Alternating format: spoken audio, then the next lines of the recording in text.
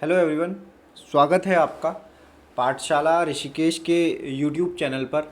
तो हम भारतीय संविधान पढ़ रहे हैं और भारतीय संविधान को हम लगभग कंप्लीट करेंगे हर उस एग्ज़ाम के लिए जिसमें जीएस का पार्ट आता है, चाहे वो उत्तराखंड का पुलिस एग्ज़ाम हो, पटवारी हो, यूकेपीएससी हो, स्टेट सर्विस एग्ज़ाम हो या एसएससी या अदर कोई वनडे एग्ज़ाम हो, रेलवे का एग्ज़ाम हो। उन सभी के लिए हम संविधान को एमसीक्यू और थ्योरी के हिसाब से कंप्लीट करेंगे। क्या पढ़ेंगे भाई? हम पढ़ेंगे भारतीय संविधान, इंडियन कॉन्स्टिट्यूशन, पॉलिटी का पार्ट है। आज का क्या पार्ट है? तो देखो, जो इंट्रोडक्टरी पार्ट है उसे मैं इससे पहले वाली वीडियो लेक्चर में कवर कर चुका हूँ, जिसमें संविधान सभा का जो निर्माण था, संविधान सभा बनी जिसने कॉन्स्टिट्यूशन बनाया इंडिया का, उसका क्रम मैं बता चुका हूँ, उसकी हिस्ट्री में बता चुका हूँ। आज जब संविधान सभा बन गई, संविधान सभा ने जब काम करना स्टार्ट करा, तो उसने काम किया अपनी कुछ समितियों के हिसाब से। वो समितियों के बारे में भी मैंने थोड़ा बहुत इंट्रो पार्ट जो था वो पहले वीडियो लेक्चर में बताया है। तो आज क्या होगा? संविधान समिति ने, समझना, संविधान समिति के एमसीक्यू होंगे, थोड़ी सी थ्योरी होगी, और संविधान के विदेशी सोर्स क्या हैं भाई। देखो, संविधान सभा ने जब काम करना स्टार्ट किया ना, यहीं पर इस बात को समझ लो, तो संविधान सभा ने लगभग 60 देशों के संविधानों का अध्ययन किया। लास्ट लेक्चर में बताया है, बात को ध्यान से समझ लेना, ठीक है। अब विदेशियों मतलब अध्ययन किया, और अध्ययन करके वहाँ से जो चीज़ें अच्छी लगी, ऐसा ही तो होता है, जो चीज़ें हमें विदेशों से, दूसरी जगहों से, फैशन हम कॉपी करने की कोशिश करते हैं, या वहाँ का हम कोशिश करते हैं कि वहाँ का जो अच्छा है उसे अडॉप्ट कर लिया जाए, और इसमें कोई बुराई भी नहीं है।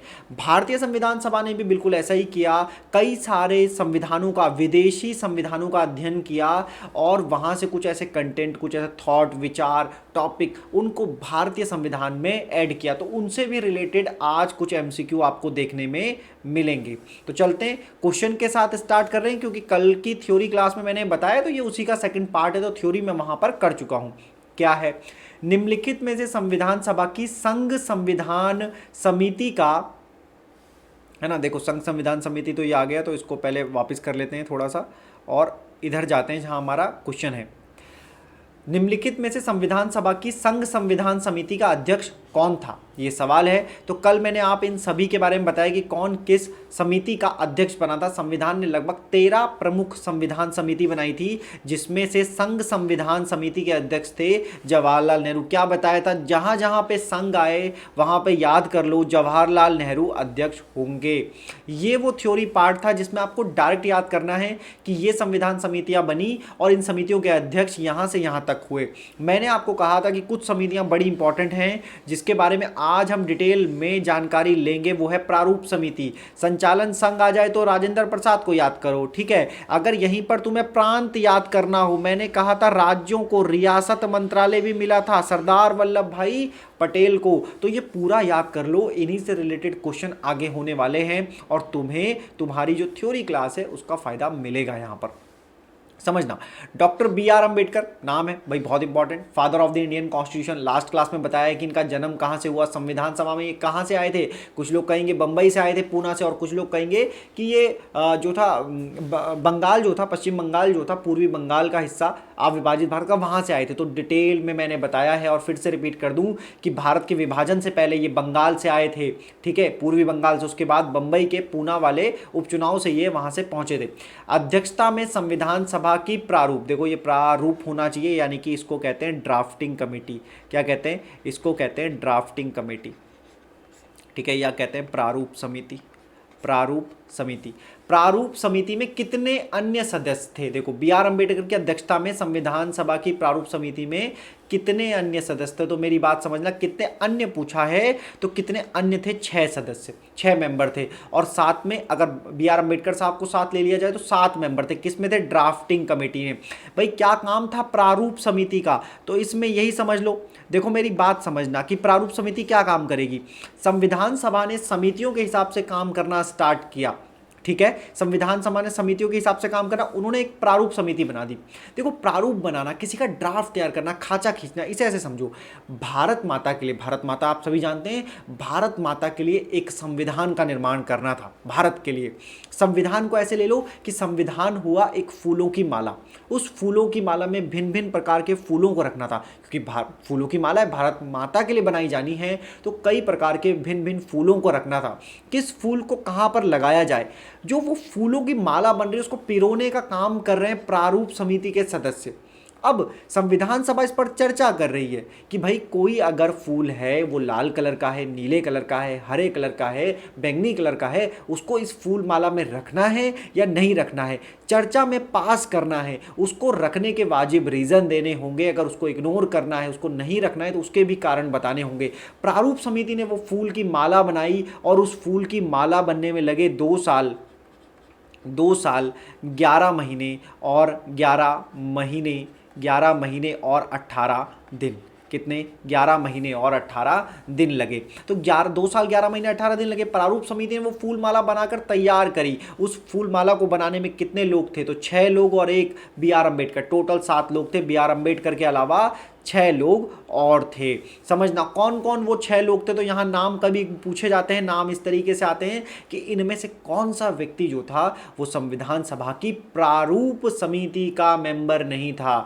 N. गोपाल स्वामी अयंगर एक नाम है, कृष्णा स्वामी अय्यर, तो अयंगर और अय्यर हैं, गोपाल स्वामी है, कृष्णा स्वामी, इधर गोपाल स्वामी, इधर कृष्णा स्वामी, इधर KM मुंशी साहब हैं, मोहम्मद सादुल्ला, BL मित्र, DP खेतान है। इनमें से BL मित्र के स्थान पर N माधव राव आ गए तथा DP खेतान की वर्ष 1948 में मृत्यु हो गई थी। मृत्यु के बाद TT कृष्णचारी को इस समिति में शामिल किया गया। अब समझना, पहले सारे नाम याद कर लो, 3 नाम जो तुम्हें आसान लगते हैं वो याद कर लो। मुझे पता है कि काफ़ी सारे बच्चों को KM मुंशी नाम याद अच्छा लगेगा कि मुंशी साहब ने जल्दी ड्राफ्ट बनाया होगा इन्होंने, ठीक है। मोहम्मद सादुल्ला, क्योंकि एक मॉमडन मेंबर है, इंपॉर्टेंट है, मुस्लिम लीग के साथ नहीं है, कांग्रेस के साथ, यहाँ पर कांग्रेस के सदस्य नहीं है लेकिन संविधान सभा में बैठे हुए मोहम्मद सादुल्ला, ठीक है। तो 2 नाम हो गए, KM मुंशी, मोहम्मद सादुल्ला। अब आपने N गोपाल स्वामी अयंगर और कृष्णा स्वामी अय्यर याद कर लेना है। तो 2 और 4 नाम इस तरीके से याद हो गए। 6 नाम हमें करने। हमने देखे कि BL मित्र और DP खेतान को जब हम याद कर रहे हैं तो 2 नाम और याद करने पड़ रहे हैं। तो हम कैसे करेंगे? देखो समझना, जो आपके मित्र होते हैं ना, दोस्त होते हैं, वो आपका बदले का काम कर लेते हैं। तो मित्र ने भी यहीं पर किया, उसका मित्र था कोई, उस मित्र का कोई मित्र था जिसने उसका काम करने का जिम्मा लिया। तो बीच में N माधव राव, किसके? मित्र के स्थान पर कौन आ गए? बोला माधव राव आ गए मित्र के स्थान पर, ठीक है। अब बोला DP खेतान, भाई खेतान साहब हैं, DP खेतान है, खेतान मतलब शैतान है ना, ऐसा समझ लो, शैतान है थोड़े से, है ना, नॉटी बॉय टाइप के हैं, DP खेतान है। तो ये जो खेतान साहब है इनकी जगह पर खेतान है कौन? कृष्णचारी, है ना। तो DP खेतान चले गए क्योंकि थोड़े से शैतान थे, उन्हें कुछ और काम भी करने थे, उनकी जगह पे कौन आ गए? TT कृष्णाचारी आ गए। इस तरह से 2-3 बार इस बात को सोचोगे, तुम्हें 7 के 7 नाम याद हो जाएंगे। संविधान सभा ने डॉक्टर B.R. अम्बेडकर की अध्यक्षता में प्रारूप समिति का गठन किया। संविधान सभा ने गठन किया। डेट, तारीख पूछे जाते हैं एग्जाम में, डेट वाले सवाल। देखो कितनी प्यारी डेट है, 29 अगस्त 1947 को प्रारूप समिति का B.R. अम्बेडकर की अध्यक्षता में गठन किया गया। अब वो तो समितियां थी, उससे पहले वो पूरा चार्ट है समितियों का, याद कर लो। अब हम आ गए हैं सोर्सेस पे, है ना। Sources of the Indian constitution, Indian sources हैं इंडियन कॉन्स्टिट्यूशन के। तो पहला है कि भाई भारत के संविधान में उद्देशिका का विचार लिया गया है। उद्देशिका मतलब है प्रियम्बल, ठीक है, उद्देशिका मतलब है प्रियम्बल। घबराओ मत, अभी हम सिर्फ sources of the Indian constitution पढ़ रहे हैं, फिर बारी बारी हम प्रियम्बल को पढ़ेंगे, प्रियम्बल को समझेंगे, प्रियम्बल क्या होती है, प्रियम्बल कहाँ से आई है। फिलहाल इतना समझ लो कि जब कोई भी बुक बनती है तो उसका एक पहले प्रीफेस बनता है, मतलब इंट्रोडक्टरी पार्ट, ठीक है, प्रीफेस बनता है। संविधान के मामले में उसी को हम प्रियम्बल कहते हैं, आमुख कह सकते हो, पहला पेज कह सकते हो, इंट्रोडक्शन पार्ट कह सकते हो, है ना। कि कहानी के बारे में पहले ही बता दिया गया कि कहानी के सभी पात्र काल्पनिक होंगे, ये पहले पेज पे लिख दिया जाता है। ऐसा ही कुछ लिखा जाता है उद्देशिका के मामले में भी, ठीक है। लेकिन क्योंकि कॉन्स्टिट्यूशन की है तो इसमें यह बताया गया कि कॉन्स्टिट्यूशन के अंदर आपको क्या क्या चीजें मिलने वाली है, किस बारे में हम बात कर रहे हैं, इसका सोर्स क्या है, संविधान को कौन पावर दे रहा है, भारत के लोग, we are the people of India, है ना। इस तरह की बातें, we the people of India, we are the नहीं, we the people of India कहा गया है। तो प्रियम्बल का ऑब्जेक्टिव हमने कहां से लिया? तो प्रियम्बल को सबसे पहले इंट्रोडक्टरी पार्ट के रूप में USA ने इंट्रोड्यूस किया था। यूएसए के कॉन्स्टिट्यूशन से हमने प्रियम्बल का कॉन्सेप्ट, उद्देशिका भी बोला जाता है, प्रियम्बल बोला जाता है, प्रस्तावना बोला जाता है, तो शब्द कई सारे रहते हैं, भावनाएं वही रहती हैं। आगे आ जाओ, हम sources of the Indian constitution की बात कर रहे हैं, ये उसका एक पार्ट है। तो मैं इसमें मेजर जो कंट्री रही है जिनसे हमने कुछ लिया है उनको हम डिस्कस करेंगे और आगे कंप्लीट उसको डिस्कस किया जाएगा। ब्रिटेन का संविधान ली गई, क्या क्या विशेषताएं हैं भाई, ब्रिटेन से हमने क्या विशेषताएं ली? हमने लिया पार्लियामेंट्री फॉर्म ऑफ गवर्नमेंट, थोड़ा थोड़ा समझते जाना। संसदीय शासन व्यवस्था, देखो अगर मैं पार्लियामेंट लिख लूं तो पार्लियामेंट को ऐसा समझ सकते हो आप, वैसे तो पार्लियामेंट के 3 पार्ट हैं, एक है लोकसभा, एक है राज्यसभा और एक है प्रेसिडेंट। क्या है? ये है प्रेसिडेंट, है ना, इसे कुछ मत समझना, ये पार्लियामेंट है भाई। पार्लियामेंट को बोलते हैं संसद, दोनों में, इंग्लिश में भी लिख सकते हैं संसद को, ऐसे है ना। तो पार्लियामेंट में लोकसभा और राज्यसभा, ये जो देखो लोकसभा को कहते हैं लोअर हाउस, क्या कहते हैं? लोअर हाउस, इसको ऐसे समझो, भारत में तो लोकसभा कह रहे हैं ना, लोअर हाउस कहते हैं। राज्यसभा को कहते हैं अपर हाउस, ठीक है, अपर हाउस। अब ये जो अपर हाउस कह रहे हैं हम, समझना, इसी को हाउस ऑफ लॉर्ड भी कहा जाता है, हाउस ऑफ पीपल भी कहा जाता है। किसको? लोकसभा को। कहाँ के मामले में? ब्रिटेन के मामले में, क्योंकि भारत जो था, ब्रिटेन के इतने सालों तक डोमिनेंस कॉलोनी भारत रहा था, तो ब्रिटेन के नज़दीकी तंत्र से हमने ये सारी चीज़ें अडॉप्ट की, और संसदात्मक शासन में क्योंकि रिस्पॉन्सिबिलिटी भी बहुत बड़ी चीज़ होती है, तो हमने इसी को अपना लिया। फिर हमने लॉ का जो गवर्नेंस है, हमने बोला कि कानून के अंतर्गत, विधि, विधि मतलब होता है कानून का शासन होना चाहिए भाई। पार्लियामेंट कानून बनाती है, कानून के अनुसार देश चलता है। संविधान में कहा गया है कि कानून आप किस हद तक बना सकते हैं, क्या लिमिटेशन आपकी होंगी। प्रोसेस बताया गया, विधायी प्रक्रिया, लेजिस्लेचर की हमने पूरा प्रोसेस वहीं से लिया है। सिंगल सिटीजनशिप, एकल नागरिकता, आप सभी को पता होगा कि आप कहाँ के नागरिक हैं, आप भारत के नागरिक हैं या आप जिस राज्य में रहते हैं वहाँ के नागरिक हैं। क्या आप राजस्थान के, यूपी के, एमपी के, उत्तराखंड के नागरिक हैं? नहीं, आप उत्तराखंड के निवासी हैं, लेकिन आप नागरिक हैं सिर्फ और सिर्फ भारत के, है ना। तो ये हमने सिंगल सिटीजनशिप ली है। फिर हमने कैबिनेट की बात, मंत्रिमंडल, परमाधिकार, परमाधिकार का लेख का मतलब है यहाँ पर एक मैंडेमस नाम की रिट होती है, उसके बारे में हमने बात की है। मैंडेमस, वहाँ के राजतंत्र में इसका बड़ा उल्लेख होता है, मैंडेमस रिट का। रिट क्या होती हैं, आगे पूरा कॉन्स्टिट्यूशन पढ़ाऊंगा, एक एक चीज़ आपको समझा दिया जाएगा। पार्लियामेंट्री जो एक किस्म से आपका विशेषाधिकार की बात की जा रही है। द्विसदन, द्विसदन का मतलब लोकसभा, राज्यसभा, ये कहाँ से लिया गया है? ब्रिटेन से। तो याद कर लो, संसदात्मक शासन और एकल नागरिकता, सिंगल सिटीजनशिप, बार बार एग्जाम में पूछी जाती है। भारत की संघात्मक व्यवस्था निम्नलिखित में से किससे संबंधित है? देखो समझना, भारत ने क्या किया, भारत जो है ना, भारत कहता है कि हम क्या है, हम है यूनियन ऑफ स्टेट्स, हम हैं यूनियन ऑफ स्टेट, ऐसा भारत अपने आर्टिकल 1 में कहता है। यूनियन ऑफ स्टेट है, संघात्मक। अगर इसी को समझें तो इसके लिए इंग्लिश में वर्ड होता है फेडरल, फेडरल, ठीक है, एक वर्ड होता है फेडरल। लेकिन हमने यूनियन लिया भाई, हमने यूनियन लिया, तो हमारी संघात्मक जो व्यवस्था है ना थोड़ी मिली जुली है। जैसे अमेरिका के अगर आप फेडरल की बात करो, वहाँ के फेडरलिज्म सिस्टम की बात करो, तो वहाँ के स्टेट जो होते हैं, वहाँ के जो नागरिक होते हैं ना, वो जिस स्टेट में रहते हैं वहाँ के नागरिक उस स्टेट के भी नागरिक होते हैं, फिर उस अमेरिका, उस देश के भी नागरिक होते हैं, मतलब उनके पास ड्यूल सिटीजनशिप होती है। लेकिन अभी अभी मैंने आपको बताया कि भारत के मामले में भारत जो है, भारत के नागरिक जो हैं वो केवल भारत के नागरिक हैं, वहाँ की स्टेट के नागरिक नहीं हैं। दूसरी बात, वहाँ के जो स्टेट हैं वो उसके कंट्री से अलग हो सकते हैं, पूरी तरह से अलग हो सकते हैं, उनका अपना फ्लैग होता है, अपना स्टेट का सॉन्ग होता है। भारत के मामले में ऐसा नहीं है।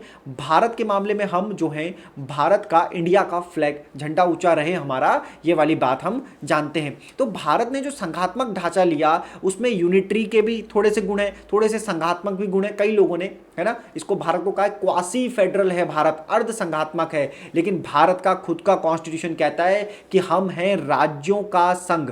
क्या हैं हम हैं राज्यों का संघ भैया, यूनियन ऑफ स्टेट्स हैं। किसी भी राज्य को भारत से अलग होने की अनुमति बिल्कुल भी नहीं है। कोई नया राज्य बनाना है, उसकी सीमाओं में चेंज करना तो संसद कर सकती है। तो भारत ने जो संघात्मक शासन लिया ना, वो लिया कनाडा से, कनाडा का लिया। राज्यों पर सेंटर जो होता है वो एक किस्म से अथॉरिटी के रूप में काम भी कर रहा होता है, कुछ हद तक राज्यपाल बना के रख देता है वहां पर, है ना। तो हमने कनाडा का हमारा संघात्मक शासन है, इसके ऊपर पूरा लेक्चर करेंगे कि संघात्मक शासन क्या होता है, बात करेंगे, आपको चंद चीजें समझ आएगी। संयुक्त राज्य अमेरिका से क्या लिया, हमारे पूरे कॉन्स्टिट्यूशन में यूएसए और ब्रिटेन का काफी हद तक डोमिनेंस है, हमने बड़ी बड़ी चीजों को यहीं से लिया है। क्योंकि मैंने आपको लास्ट लेक्चर में बताया भी था कि यूएसए ने ही दुनिया को पहली बार रिटन कॉन्स्टिट्यूशन कॉन्स्टिट्यूशन के कानून जो है लिखित होने चाहिए, दस्तावेज पूरा डॉक्यूमेंट बना हुआ होना चाहिए, उसी के आधार पर देश चलना चाहिए। तो यहां पर क्या है, यहां पर है भाई मूल अधिकार की बात। तो बोलो फंडामेंटल राइट्स हमने कहां से लिए, तो आप कहेंगे यूएसए से लिए। न्यायपालिका की स्वतंत्रता, जुडिशरी बिल्कुल अलग रहेगी, है ना, इंडिपेंडेंट होगी जुडिशरी, अपने तरीके से काम करेगी, ये भी हमने यूएसए से सीखा, है ना। जुडिशियल रिव्यू की बात है। वाइस प्रेसिडेंट की पोस्ट, है ना, वाइस प्रेसिडेंट की पोस्ट, यहां पर एक चीज मिस हो गई है, राष्ट्रपति की भी जो पोस्ट है ना, राष्ट्रपति, प्रेसिडेंट और वाइस प्रेसिडेंट की जो पोस्ट है, मतलब राष्ट्रपति का जो पद है, अमेरिका जितना पावरफुल नहीं है, लेकिन आप समझिएगा अमेरिका से हमने लिया है, वहां से हम इंस्पायर हुए, इसलिए हमने भारत में राष्ट्रपति को रखा है, ठीक है। हाई सुप्रीम कोर्ट है, सुप्रीम कोर्ट और हाई कोर्ट में न्यायालयों को जो न्यायाधीश होंगे, वहां के जो जस्टिस होंगे, कहाँ के, सुप्रीम कोर्ट और हाई कोर्ट के जो जस्टिस होंगे, उनको कैसे हटाया जाएगा, क्या इतना आसान हटाना होगा, बिल्कुल भी नहीं, बहुत डिफिकल्ट प्रोसेस है, लगभग लगभग इंपीचमेंट जैसा। राष्ट्रपति पर महाभियोग, देखो राष्ट्रपति हमारे देश की सबसे बड़ी पोस्ट है, पहला व्यक्ति है देश का, उसको जब हटाया जाना होता है ना, तो दो बड़े इंपॉर्टेंट ऐसे रीजन बताने होते हैं जिनको उसको हटाया जा सके, और उसके बाद संसद एकदम एक प्रोसेस लगाती है, जिसके नाम भी देखो कितना बड़ा है कि भाई महाभियोग से हटाया जाएगा राष्ट्रपति को, इंपीचमेंट प्रोसेस के द्वारा। राष्ट्रपति को हटाने के लिए जरूरी है कि यह बताया जाए कि उसने कॉन्स्टिट्यूशन का वायलेशन किया है। आगे चलते हैं, बोला आयरलैंड के कॉन्स्टिट्यूशन से हमने क्या लिया है, देखो मैं मेजरली कवर कर रहा हूं आपको, सभी देशों के लगभग 10 देशों से हमने कुछ ना कुछ लिया है, और प्लस कर लो तो 1935 का जो इंडियन गवर्नमेंट एक्ट आया था, उससे भी हमने कुछ ना कुछ अपने इंडियन कॉन्स्टिट्यूशन के लिए लिया है। राज्य के नीति निदेशक सिद्धांत जो हैं उनको हमने कहां से लिया, आयरलैंड से। राष्ट्रपति के निर्वाचन पद्धति, देखो राष्ट्रपति की निर्वाचन पद्धति आएगी तो मैं बताता हूं कि राष्ट्रपति का निर्वाचन होता है सिंगल ट्रांसफेरेबल वोटिंग सिस्टम के द्वारा होता है राष्ट्रपति का चुनाव, है ना। और बाकी जो चुनाव होते हैं वो होते हैं एफपीटीपी के द्वारा। किसके द्वारा, एफपीटीपी। क्या होता है FPTP, first pass the post होता है भाई, फर्स्ट पास द पोस्ट। ये दोनों सिस्टम में तुम्हें अगली से अगली वीडियो लेक्चर में जरूर बताऊंगा, है ना, क्योंकि वहां पर ये पूरा कंटेंट है, आपको समझ भी आएंगी। यहां पर फिलहाल इतना समझ लो कि राष्ट्रपति के चुनाव के लिए जो लोग पार्टिसिपेंट होते हैं उसकी जो पद्धति है, उसका जो प्रोसेस है वो कहां से है, आयरलैंड से है, ठीक है। राज्यसभा के लिए सदस्यों का नामांकन, तो मैंने आपको बताया था कि देखो हमने लोकसभा और राज्यसभा ये कहां से लिए, तो आप बोलोगे सर ब्रिटेन से लिया आपने ब्रिटेन से लिए, मतलब हमने, मतलब इंडियन कॉन्स्टिट्यूशन ने ब्रिटेन से लिए हैं। इनका जो अब नॉमिनेशन होगा, नॉमिनेशन का जो प्रोसेस है वो कहां से, भाई आयरलैंड से हमने लिया है। आगे चलते हैं, क्वेश्चन को देखते हैं और आपको चीजें, क्योंकि बाकी ऐसा ना, उनको मैंने क्वेश्चन फॉर्मेट में ही रख लिया है, क्वेश्चन भी क्लियर हो जाएगा और चीजें भी पता चल जाएंगी। फिर बोला भारत के संविधान में समवर्ती सूची की अवधारणा कहां से ली गई है, ग्रहित है, कहां से ली गई है, प्रीवियस ईयर क्वेश्चन है। समवर्ती सूची को कहते हैं कॉन्करेंट लिस्ट, ठीक है, समवर्ती सूची। देखो क्या हुआ कि हमने क्या करा, हमने पावर्स को बांटने के लिए 3 लिस्ट बना दी। बोला एक लिस्ट है सेंटर की लिस्ट, इसको बोलते हैं संघ सूची, ठीक है। एक बोला एक होगी स्टेट लिस्ट भैया, ठीक है, राज्य सूची। तीसरी हमने बोला समवर्ती सूची होगी या कॉन्करेंट लिस्ट होगी, और इसे बोलेंगे समवर्ती सूची। सेंटर में सेंटर कानून बनाएगा, स्टेट में स्टेट कानून बनाएगा, जो बच गया वो कॉन्करेंट में रहेगा। जब स्टेट को जरूरत पड़े स्टेट निकाल ले, जब सेंटर को जरूरत पड़े सेंटर निकाल ले, और अगर सेंटर पहले निकाल करके उस पर कानून बना चुका है तो सेंटर वाला कानून लागू होगा। ये हमने इन दोनों के बीच में कॉन्फ्लिक्ट को खत्म करने के लिए ऐसा लिया। समवर्ती सूची का प्रावधान हमने कहां से लिया, तो आपने जैसे ही ऑस्ट्रेलिया देखा, हमने समवर्ती सूची का प्रावधान लिया है ऑस्ट्रेलिया से। आगे चलते हैं, भारतीय संविधान में राज्य के नीति निदेशक तत्व, मेरी बात ध्यान रखना, पिछली वीडियो में देखा, अभी मतलब पिछली स्लाइड में आपने ये देखा है, देखो फंडामेंटल राइट्स लिए, बोलोगे यूएस से, ठीक है। डीपीएसपी में ये जो है ना राज्य के नीति निदेशक सिद्धांत हैं, ये हैं डीपीएसपी। और फिर आते हैं फंडामेंटल ड्यूटीज, मतलब मौलिक कर्तव्य। फंडामेंटल राइट्स लिए यूएस से, डीपीएसपी कहां से लोगे, तो बोलोगे आयरलैंड से। कहां से, आयरलैंड से। फंडामेंटल ड्यूटीज कहां से लोगे, पहले के यूएसएसआर से, जबकि ये अगर अभी कह दो तो रशिया से, है ना, यूएसएसआर भी कह सकते हो, रशिया भी कह सकते हो, कोई दिक्कत नहीं है। राज्य के नीति निदेशक तत्व हैं आयरलैंड। फंडामेंटल राइट्स क्या होते हैं, कितने फंडामेंटल राइट्स हैं, डीपीएसपी क्या होते हैं, कैसे इंप्लीमेंट होते हैं, फंडामेंटल ड्यूटीज कैसे ऐड हुए, कब है, कहाँ पे कॉन्स्टिट्यूशन में, सब ही पूरा पढ़ाऊंगा। अगले वीडियो लेक्चर का इंतजार करना। अभी इसमें जो कॉन्सेप्ट चल रहा है उसी के हिसाब से देखो। मौलिक अधिकारों की अवधारणा, रिपीट है क्वेश्चन, आसानी से कर लोगे। पिछली वीडियो अभी बताया जो फंडामेंटल राइट्स हैं वो कहाँ से लिए गए हैं, यूएसए से लिए गए हैं, ठीक है। फंडामेंटल राइट, मौलिक अधिकार, भाई कितने मौलिक अधिकार होते हैं, चलो बता देते हैं, 6 मौलिक अधिकार। संविधान ने हमें 7 मौलिक अधिकार दिए थे लेकिन हमने हटा दिए, लेकिन हमने एक हटा दिया हमने। कब हटाया, तो हमने 44 अमेंडमेंट किया 1978 में और इसको अमेंड कर दिया। किसको, राइट टू प्रॉपर्टी को, है ना। ये तो बता दूं कि किसको हटा दिया, राइट टू प्रॉपर्टी को। जो लोग थोड़ा भी सेल्फ स्टडी कर रहे होंगे उन्हें चीज समझ आ रही होगी। आगे चलते हैं।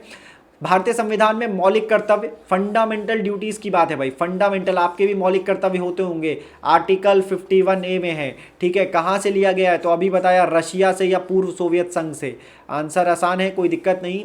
इस वीडियो लेक्चर में मैंने आपको कवर किए sources of the Indian constitution, अगले लेक्चर में भी कवर करूंगा और कॉन्स्टिट्यूशन पूरा कंप्लीट करेंगे। एक एक पार्ट से क्वेश्चन लिए जाएंगे, बड़े क्वेश्चन, हैवी क्वेश्चन भी लूंगा, ताकि आप अगर पीएससी लेवल की भी तैयारी कर रहे हो, स्टेट सर्विस की भी तैयारी कर रहे हो, वो भी कवर हो जाएंगे। और बेसिक चीज़ों को पूरी कोशिश करेंगे कि उन्हें समझाया जाए। आपको अगर चीज़ें समझ आ रही हैं तो अच्छी बात है, नहीं समझ आ रही, आपको कोई डाउट है तो आप क्या कर सकते हैं, कॉमेंट सेक्शन में हमें बता सकते हैं। वीडियो देखने के लिए धन्यवाद। पाठशाला ऋषिकेश के ऑफलाइन बैचेस में आप एनरोल कर सकते हैं। धन्यवाद।